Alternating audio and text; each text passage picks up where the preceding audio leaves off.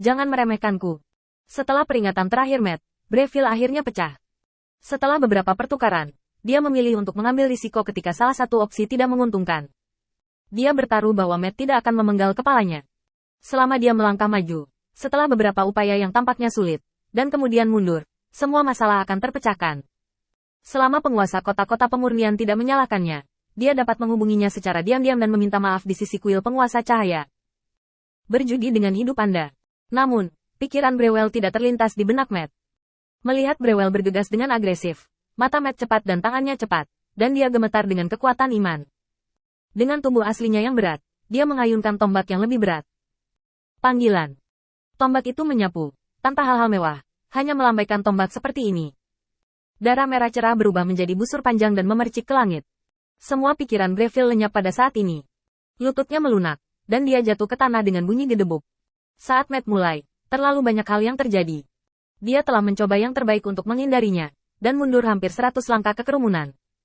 Tapi Matt seperti binatang lapar yang melihat makanan, dan kuda-kuda di bawah selangkangannya mengamuk, dan tidak ada yang bisa menghentikannya. Matt tidak berhenti sampai tombak itu melambai, meninggalkan sebilah pedang panjang di pipi Breville. Mengendarai kuda besi dan terus bergerak maju, tidak ada yang berani menghentikan Matt lagi. Bahkan panglima mereka langsung dikalahkan, dan mereka tidak percaya diri untuk menghadapi monster ini. Suara samar Matt terdengar. Jaga hidupmu. Kamu tidak ingin memberi Lianceng alasan untuk berurusan dengan kuil Light Lordku. Kamu seharusnya senang bahwa Lord Light Lord tidak datang untuk menyerangmu. Pernyataan Matt yang mendominasi, ditambah dengan kekuatannya yang kuat, secara langsung persuasif. Saat Matt berjalan keluar dari tim yang terdiri dari 40.000 orang, seperti berjalan-jalan di halaman, ada tepuk tangan meriah. Matt menoleh untuk melihat, tetapi itu adalah penguasa kota Lianceng. Ditemani oleh 2 penjaga, dia perlahan berjalan menuju Matt. Aku tidak menyangka bahwa Lord of Light benar-benar mengeluarkan pengikut yang begitu kuat kali ini. Dia benar-benar ingin berbagi kekhawatiranku untukku. Sepertinya aku terlalu khawatir sebelumnya. Ada banyak pelanggaran selama periode ini, dan saya harap Haihan. Mengatakan itu, City Lord of Refining City menoleh dan memarahi Breuel. Aku belum datang. Terima kasih atas belas kasihanmu. Breuel melangkah maju dengan cepat, dan di bawah mata merah Tuan Kota, Breuel tidak berdalih sama sekali. Berlutut langsung ke Matt, menundukkan kepalanya dan membungkuk. Matt mengambil kendali kuda besi di bawah selangkangannya dan mundur selangkah, menghindari koutau Breuel. Wajah penguasa kota Lianceng tiba-tiba berubah. Saat Matt mendapatkan tembakannya, dia mulai melakukan hal-hal sesuai dengan rencana cadangan. Setidaknya sekarang dia bisa melihat dengan jelas bagian dari kekuatan kuil penguasa cahaya. Di tangan Qin Yichen, ada terlalu banyak hal yang belum diambil, dan rubah tua ini bersaing dengan apa yang dimilikinya. Jangan katakan apa-apa lagi, bahkan jika Anda mengeluarkan orang ini, Anda tidak perlu dikelilingi oleh orang-orang di Wucheng yang sangat malu. Jika Anda mengeluarkannya di kompetisi, tidak ada yang akan terburu-buru membuat masalah di depan mereka. Yang paling penting adalah bahwa penguasa kota Lianceng tidak dapat memahami cara kerja tubuh Matt. Gunakan kesadaran untuk menyelidiki. Itu adalah gumpalan besi yang dingin. Penguasa kota-kota Liancai sengaja tidak menyebut penguasa cahaya, dan meminta Breuel hanya meminta maaf kepada Matt, hanya untuk melihat apakah Matt bisa menang. Sekarang Matt mengambil langkah mundur sama dengan memberitahunya secara langsung bahwa masalah kemenangan tidak dibahas. Sepertinya Lord of Light telah memberimu banyak manfaat. Ada sedikit kecemburuan dalam suara tenang penguasa kota Lianceng. Mengapa orang yang setia seperti itu tidak bisa menjadi miliknya sendiri? Mengapa saya tidak bisa bertemu dengan bawahan yang setia seperti itu? Jika Anda dapat bertemu bahkan satu, akan jauh lebih mudah untuk menantang Mahkamah Agung kali ini. Matt berpikir sejenak, lalu menatap penguasa Lianceng. Saya di bawah penguasa cahaya, dan saya tidak memiliki upah dan tidak ada janji. Yang saya ikuti adalah iman, harapan, dan cahaya terang di langit. Ini semua yang tidak bisa Anda berikan. Jadi, ambil pikiranmu. Lord of Light ada di kapal terbang. Setelah beberapa saat, jika Anda tidak menunggu untuk naik ke kapal terbang, saya akan mundur dari kuil Lord Light.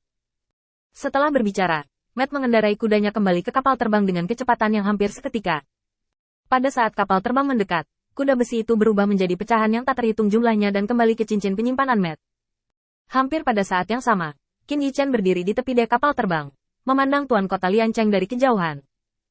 Dia melambaikan tangannya, dan orang-orang percaya lapis baja putih yang mengawal kapal terbang itu berhamburan. Tim penegak hukum juga mundur, hanya menyisakan 4 orang di geladak. Qin Yichen, Matt, Lin Bai, Hercules.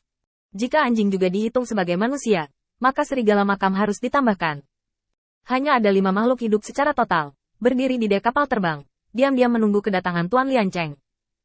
Penguasa kota-kota pemurnian melihat perubahan di kuil penguasa cahaya di matanya, dan hanya bisa menghela nafas.